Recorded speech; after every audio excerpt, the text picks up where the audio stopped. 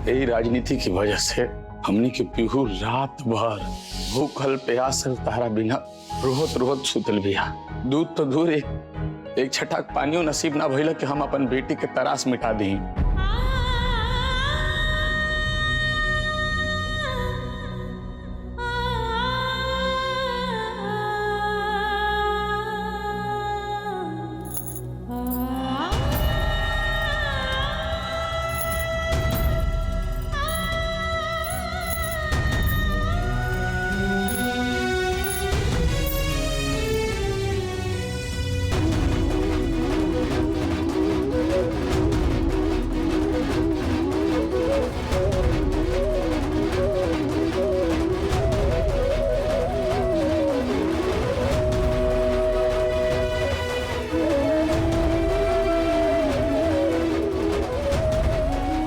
Matching के नया साड़ी भी पहनी ला आरती, बला के खूबसूरत लागी लगबू।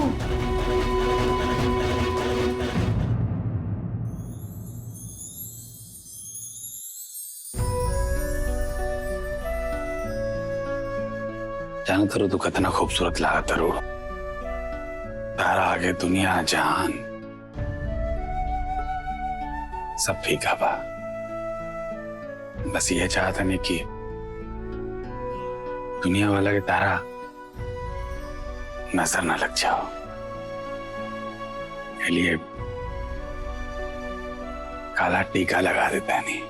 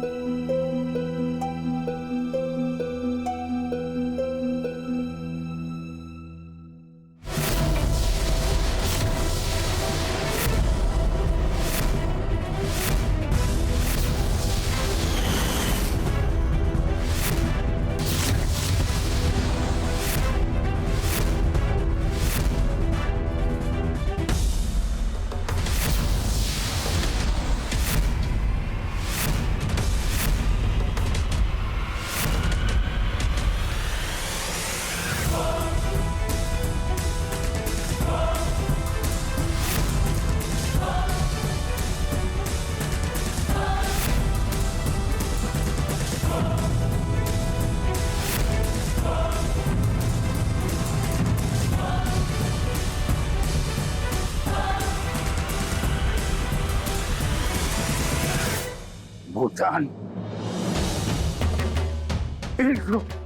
तू कर रहल बाड़े नु।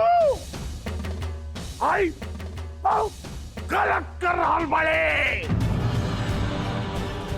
हमरा घर में घुस के जे तू चल रहल बाड़े नु। एकर अंजाम बहुत बुरा होई। हमरा घर से प्रधान छोटकी दुल्हन ना बल्कि कन्या बाली कन्या।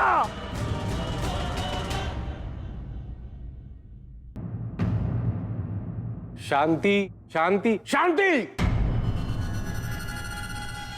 अपन घर के बंटवारा रहुआ खुद करतनी बड़की दुल्हन के बीच और छोटकी दुल्हन के बीच। अरे हमरा खातिर तो दोनों जानी एक समान बराबर ये घर के बहू बाड़ी जा। और हमरा से तू कहले रहा कि प्रधान प्रत्याशी तू छोटकी दुल्हन के बनाओ तरह की बड़की दुल्हन के।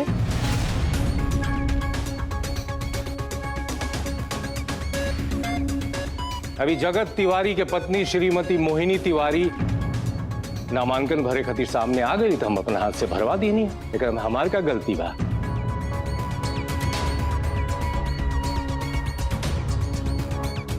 और चचा जी ये बात आपकी ख्याल रखे के चाहिए कि राउर घर में घूंघट के आड़ में छोटकी दुल्हन आवतरी कि बड़की दुल्हन आवतरी। हम बस नामांकन भरवावे खातिर शर्त हारे रहनी है तो अपन वादा निभा देनी। हमार काम हो गए। बोला मोहिनी तिवारी जिंदाबाद जिंदाबाद। ठीक बा, लेकिन याद रख, हाय राजनीति एक दिन हाकिम तिवारी पर्दा फाश करके रही।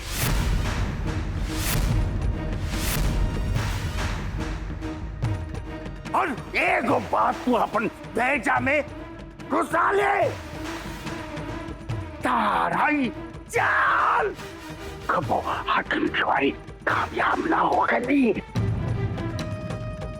हम अपना घर में दखलंदाजी बिल्कुल ना चले दे। एक खातिर चाहे जबल कुछ करे के पड़ी वो करे, लेकिन फूटन शुक्ला हम अपना घर के कबो कमजोर न होके दे, न होके दे। मोहिनी तिवारी राव घर के कमजोर कैसे होके दियन चाचा जी? वो तो तिवारी खानदान के बहू है। ओ हो अब समझ में आए। मतलब उराउर बड़ भाई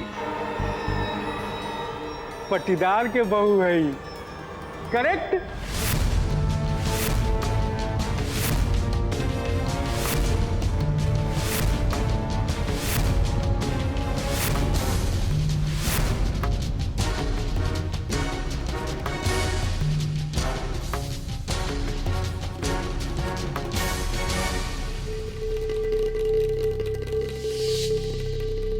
मैडम जी बताइए राहुल, हम का मदद कर सकते हैं? देखिए भैया, हम जानत हनी कि राउर भवा और शक्ति देवर जी के पत्नी अंजलि शुक्ला हमार जेठानी आरती तिवारी के विपक्ष खड़ा भइल बड़ी प्रधानी के चुनाव लड़े खातिर।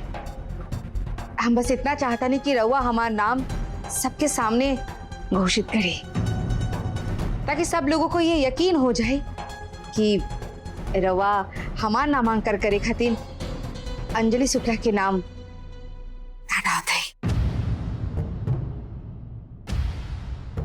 और कहा ना कि हमार घर वालन भी खुश हो जाइए कि हमार काबिलियत देख के रवा अपन भव अंजलि शुक्ला के नाम नामांकन से हटा ले ली। और चाचा जी तो जेठानी जी नहीं, मतलब आरती तिवारी के बदले हमार नाम घोषित कर दिए प्रधानी की उम्मीदवारी खातिर।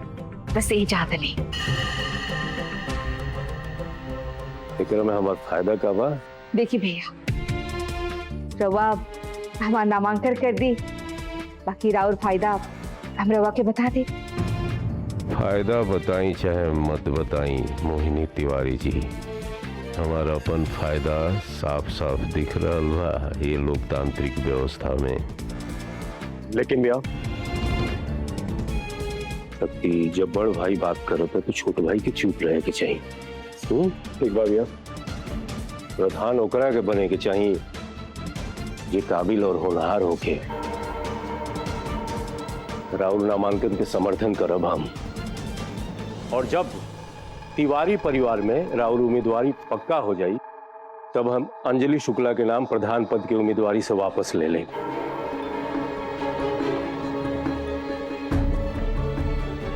फिर राहुल जीत पक्का बा। अब प्रधान चाचा के खिलाफ हम अकेले नहीं खी, रहुआ भी हमारा संगे वानी। जी बिल्कुल बिल्कुल जी, नमस्कार जी।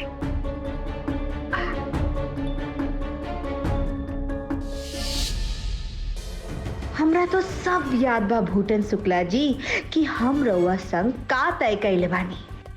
अब ई देखे के बा कि एजा रउआ कौन सा कहानी सुनाई बैसन की हमार उम्मीदवारी पर आँच ना आए।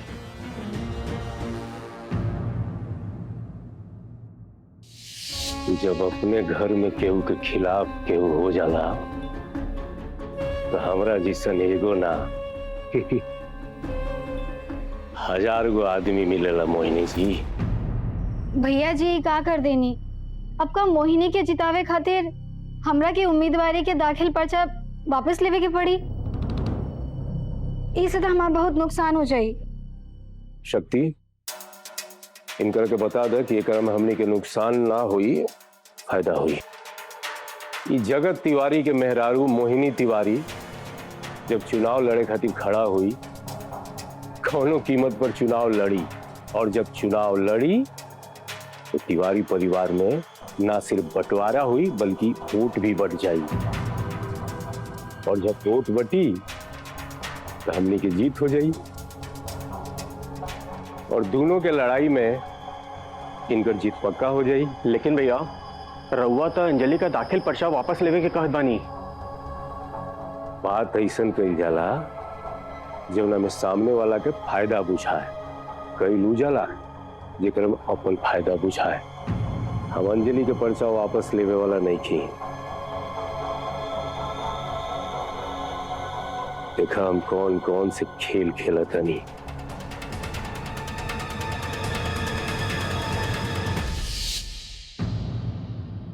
राउर छोट बहू मोहिनी तिवारी जी हमरा से कहली कि गांव की सेवा कल चाहत रही निस्वार्थ भाव से।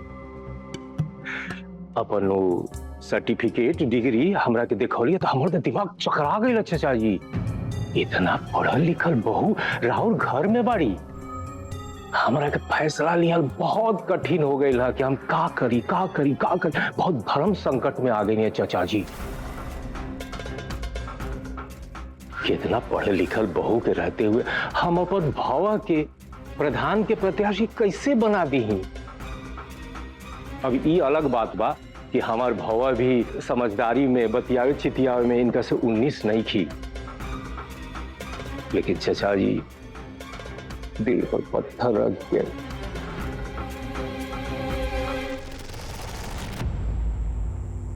हम अपन भावा के नामांकन कैंसिल करके सारा सपोर्ट मोहिनी तिवारी जी के दे देनी है। जा कैसे कि हमरा खातिर गांव के विकास, पंचायत के विकास सबसे पहले बात चाचा जी।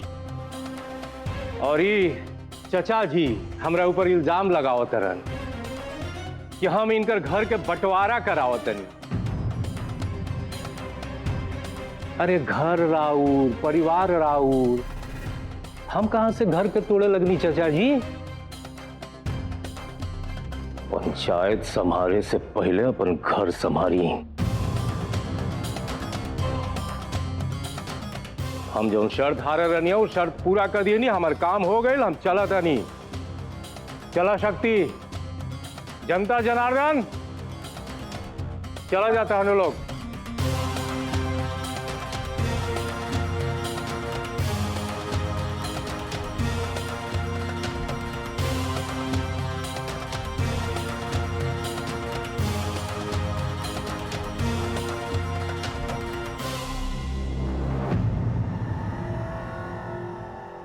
बुढ़िया साहब एकरा में कौनो बहुत बड़ साजिश लाग रहल बा हमरा के। फूटन पैसा के बल पे चुनाव के प्रभावित करे के चाहता है। एक बात जान ले बुढ़िया साहब कि हमारा घर से सिर्फ और सिर्फ हमार बहू आरती तिवारी ही प्रधान पद के उम्मीदवार बाड़ी और इनकरे नामांकन हुई। भाई छोटकी दुल्हन के नामांकन रख कर दे वीडियो साहब।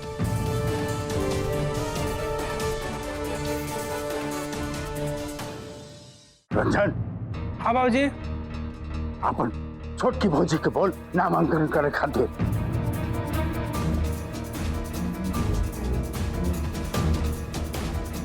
वीडियो साहब ये बाड़ी हमार बहू आरती तिवारी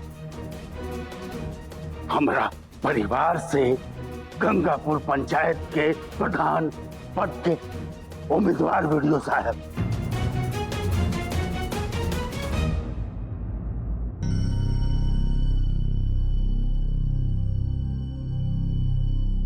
आप वीडियो सर, हम अपन कुछ बात कहल चाहता नहीं।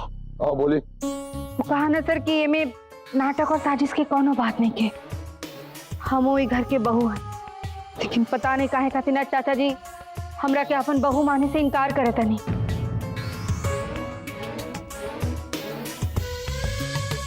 कहा ना सर, हम एक खातिर नहीं चुनाव लड़ना चाहते नहीं कि ताकि तिवारी परिवार की इज्जत मिट्टी में ना मिले।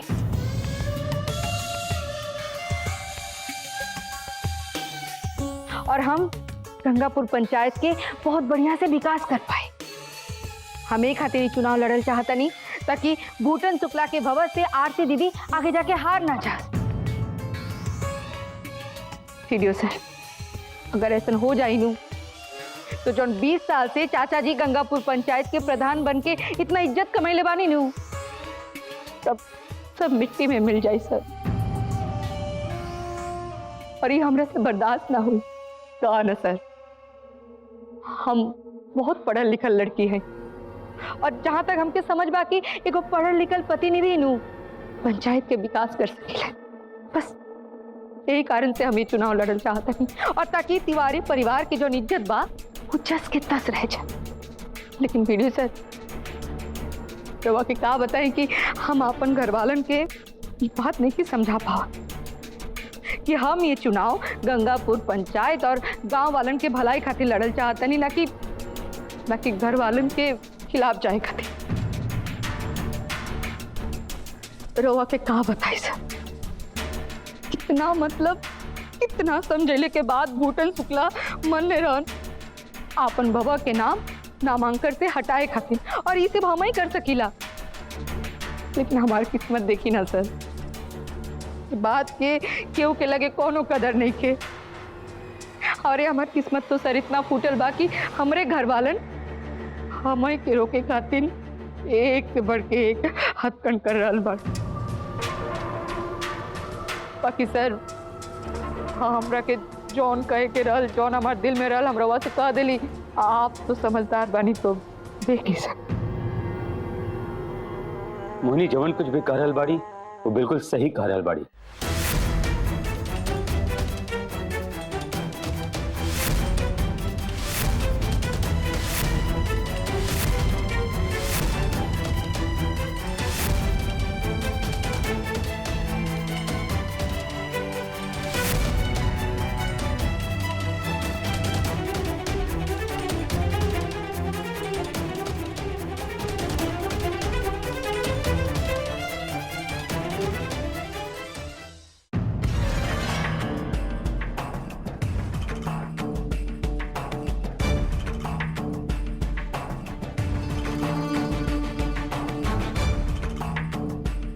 हाँ वीडियो साहब, मोहिनी जवन कुछ भी कह रहल बाड़ी वो बिल्कुल ठीक कह रहल बाड़ी।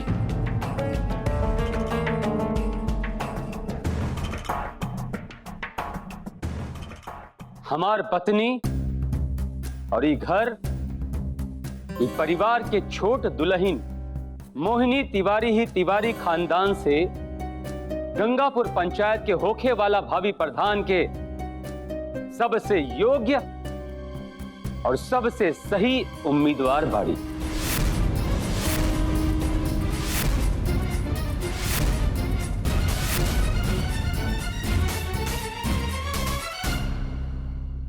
जगत! अरे तो योग्य और सही उम्मीदवार के बिल्कुल पता नहीं थे। कुछ नहीं खे चाचा जी, बल्कि हमरा सब कुछ पता बा। हम भले ही एजा नहीं रहली, लेकिन ये घर में का हो रहल बा, के का कर रहल बा, के कहां जा रहल बा, हमरा सब कुछ पता बा। चाचा जी, हम सब कुछ सुनत रहनी, सब कुछ समझत रहनी। काहे कि रोज मोहिनी हमरा के फोन करके घर में जवन कुछ चलत रहल ना, ओकरे हालात के बारे में सब कुछ बतावत रहली। और चाचा जी, यहीं से हम ये बात रहुआ के इतना विश्वास के साथ कह रहल बानी कि मोहिनी के बात और मोहिनी के विचार सब कुछ बिल्कुल सही है। कतहु से कुछ भी गलत नहीं खे। और रहल बात गंगापुर पंचायत के भलाई खातिर और ई घर ई परिवार खातिर मोहिनी जवन कुछ भी सोच रहल बाड़ी ना, वो बिल्कुल सही है।